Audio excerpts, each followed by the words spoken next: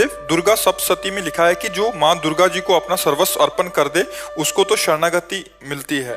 माँ ने जितनी समझ, जितनी सामर्थ्य, जितनी शक्ति दी, मैंने अपना सर्वस्व अर्पण कर दिया। महाराज जी, कुछ तो कारण है कि इतना होने पर भी पूर्ण शरणागति नहीं हो रही। कृपया मेरे मन की इस दुविधा को। अभी आपने समर्पण किया, आपको याद है इसलिए आपने समर्पण नहीं किया। ये अहम स्मृति है ना, अहंकार विमूढ़ आत्मा करता हमिति मन्यते। मैंने ऐसा किया, क्या समर्पण किया? कुछ नहीं। आपको याद कहाँ है? जब आपको याद ना हो इस बात का, मेरा कुछ है तो माँ का है, तो आपका क्या बनना है?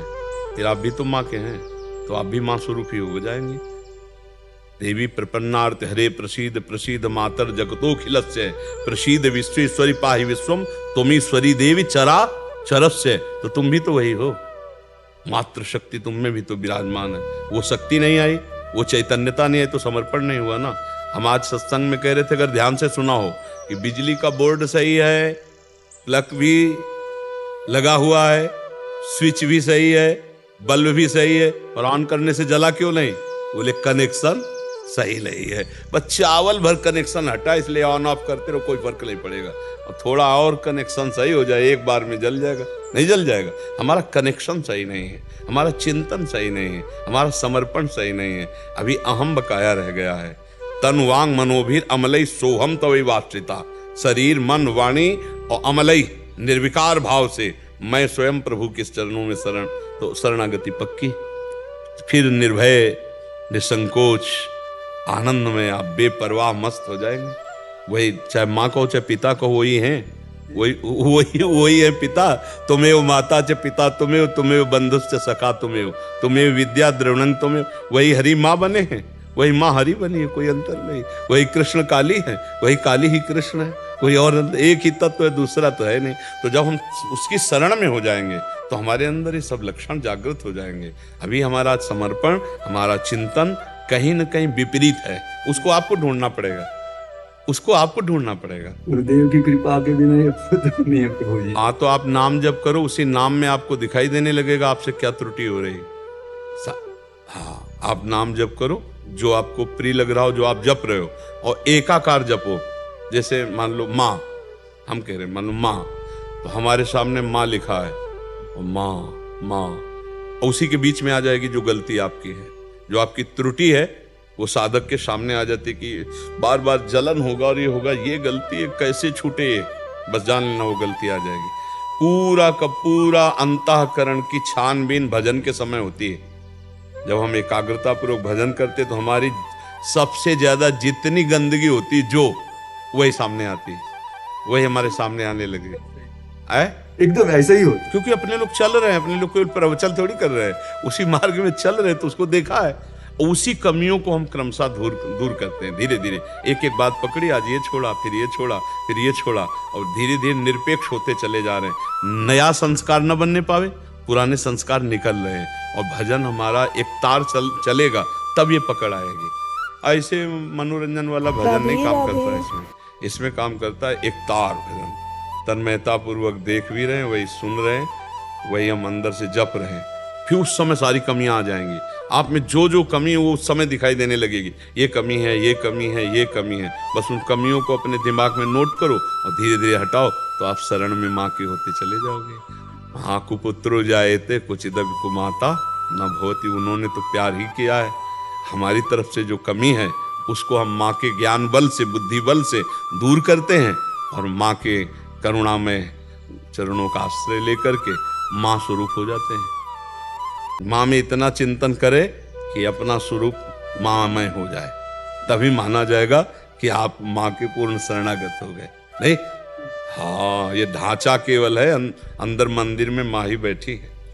माँ ने इतना तो ज्ञान करा भी दिया है, अनुभव में नहीं आया। बस अनुभव बिना ज्ञान। जैसे मान लो हम कहा कि खीर बनाने की पूरी प्रक्रिया पता है, पर कभी बना के नहीं खाया, तो अधूरा है ना प्रक्रिया। एक बार चक बना करके खाए तो ये बात अनुभव में आ जाए, तभी अनुभव गम में भजे जय संता। ज्ञान तो बहुत लोगों को है, लेकिन उसका अनुभव कहाँ है? अनुभव हो जाए तो जीवन मुक्त हो जाए, आनंदमय हो जाए। ठीक है महर्षि, जैसे हमें प्यारी जी श्री जी राधा रानी से प्रेम है और उनके भक्तजनों को उन पे पूरा दृढ़ विश्वास है और वो प्रेम भी करती हैं हमसे, तो वैसे ही जो माँ के भी बहुत सारे भक्त हैं, तो माँ भी वैसा ही प्रेम दुलार वैसा आप सच्ची मानिएगा कि माँ को जो नहीं भजते उनको भी माँ दुलार कर रहे हैं, फिर जो माँ को भज रहे हैं उनको दुलार कैसे ले करेंगे? देखो ना, पूरी सृष्टि का पालन पोषण माँ के द्वारा ही तो हो रहा है। आद्या शक्ति त्रिगुणमयी माया माँ भगवती अम्बा ही तो पूरे जगत का पालन पोषण कर रही हैं। हरि की शक्ति से तो सब हो रहा है, तो शक्ति स्वरूपा यही तो है माँ, यही तो जगदम्बा है। तो हमें लगता है यदि हम प्यार से भजन करेंगे तो निश्चित यही सब हैं। आपसे सच्ची कहते हैं, आप सीता कहो, राधा कहो, दुर्गा कहो, काली कहो, अम्बा कहो, वो महाशक्ति है, वही सब परम तत्व है। 10-20 तत्व नहीं है, एक ही है। लीला में अलग अलग लीलाएं, कहीं माँ का शांत रूप है, गौरी शांत रूप, कहीं विकराल चामुंडा भद्रकाली कहीं विकराल कहीं शांत, उन्हीं के सब रूप है। हम अगर प्यार से माँ को भजेंगे तो भगवत प्राप्ति भी हो जाएगी, ब्रह्म बोध भी हो जाएगा, जो चाहोगे वो हो जाएगा। पर इतना मानना है कि माँ से बढ़कर कोई नहीं है, बस ये अंदर मान कर के भजन करे तो उसको सब कुछ प्राप्त हो जाएगा। जैसे रामकृष्ण परमहंस जी को कौन सा तत्व बोध नहीं, कौन सा ज्ञान नहीं, और भद्रकाली माता के उपासक थे, सब कुछ ज्ञान प्राप्त है उनको, सारा ज्ञान उनको प्राप्त हो गया। तो मतलब अपनी उपासना में हमें जो दृढ़ रहना, हाँ, उसमें दृढ़ रहना। उपासक को ये मानना होगा कि जिसकी हम उपासना करते हैं उससे बढ़कर कोई नहीं है। जब ये मानेगा तभी उसकी आसक्ति उस पर होगी, वो चाहे जो उपासना। जैसे हम राधा चरणों के उपासक हैं तो इसके आगे कुछ नहीं, आप माँ के उपासक तो माँ के आगे कुछ नहीं, राम उपासक राम के आगे कुछ नहीं, शिव उपासक शिव के आगे कुछ नहीं। तभी समझ में आएगा, क्योंकि उनके सिवा कोई है नहीं। तभी आपकी आसक्ति होगी, तभी आप तन्मय होंगे। और जहां दूसरा प्रतीत हुआ तो फिर वो भाव नहीं बन पाएगा, जो भाव मोक्ष प्रदान करने वाला है या प्रेम प्रदान करने वाला। प्रेम गली अति सांकरी तामे दो ना समाए, एक ही होकर जाना होगा, एक भाव से। केवल माँ की स्तुति करो, बस एक कोई पकड़ के उसे, बस उनके सिवा कोई है ही नहीं।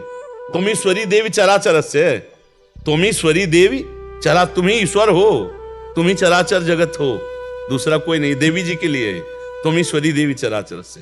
देवी प्रपन्नार्थ माने शरणागत, हरे प्रसीद, जो इनकी शरण में आ गया उसके सारे दुखों को हरण करके प्रसन्नता और सुख प्रदान किया। देवी प्रपन्नार्थ हरे प्रसीद मातर जगतो खिलस्य, हे जगत की अखिल माता आप हम पर प्रसन्न हो।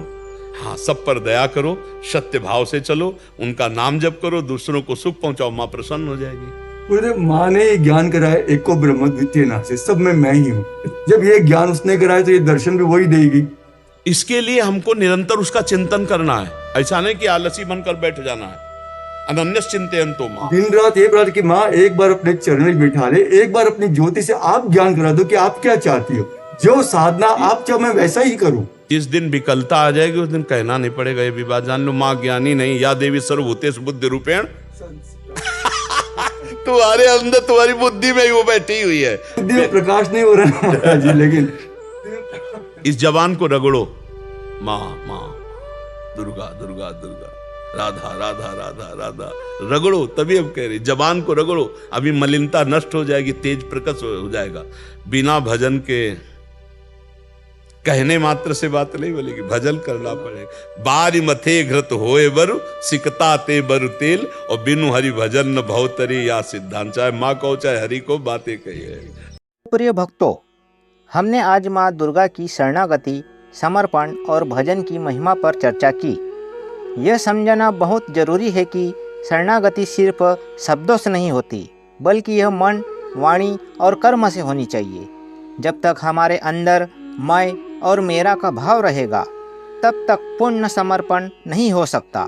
माँ हमें जन्म देती है, पालन करती है और हमारी हर कठिनाई को दूर करने का मार्ग दिखाती है। लेकिन जब तक हम अहंकार, संशय और सांसारिक मोह को नहीं त्यागते, तब तक हम माँ की कृपा का पूरा अनुभव नहीं कर पाते। इसलिए हमें निरंतर माँ का चिंतन, माँ का भजन और माँ की सेवा करनी चाहिए। जो भी साधना करें पूरी श्रद्धा और प्रेम के साथ करें। माँ का स्मरण हमें हर संकट से बाहर निकालेगा और अंततः हमें माँ के दिव्य स्वरूप का साक्षात्कार होगा। जय माता दी।